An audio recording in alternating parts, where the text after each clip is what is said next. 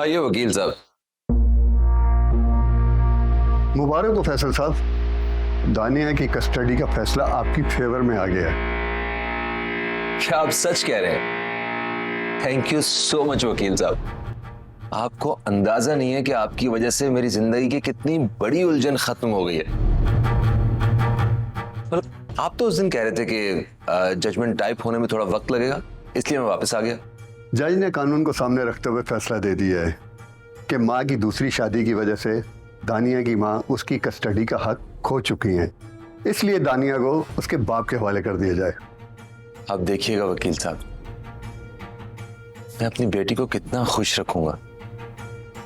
मैं उसे दुनिया की हर चीज ला के दूंगा। ये तो आपकी खुश नसीबी है कि दानिया की कस्टडी के ऑर्डर मिल गए हैं, वरना आपके भाई ने कोई कसर नहीं छोड़ी थी ये केस हरवाने में। सही काम को गलत तरीके से किया जाए ना, तो उसका अंजाम कुछ ऐसे ही होता है। अच्छा एक बात तो बताएं, दानिया को आप रखेंगे कहाँ पे? क्या मतलब वकील साहब? यहाँ अपने घर में? वो तो ठीक है, लेकिन मेरा मतलब है आप घर से बाहर भी तो जाते हैं और दानिया अभी छोटी है, इसलिए आपको कोई ना कोई केयर टेकर रखनी पड़ेगी।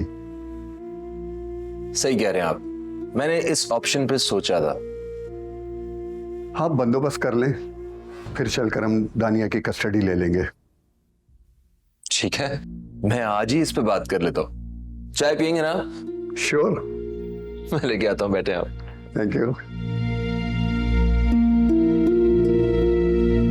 नहीं नहीं नहीं, मैं अपनी दानिया को खुद से अलग नहीं करूंगी। नहीं।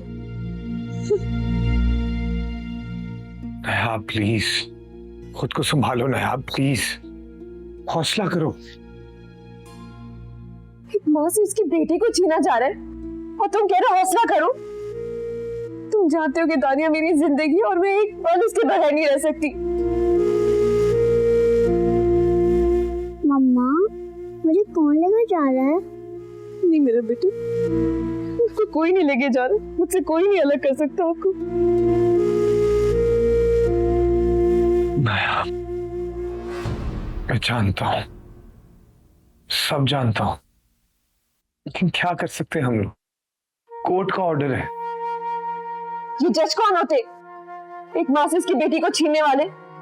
मैंने उनको बताया भी था कि जो दानिया की पैदाइश से लेके अब तक ये शख्स कहाँ था जो अपने बाप होने का दावेदार बनकर आ गए।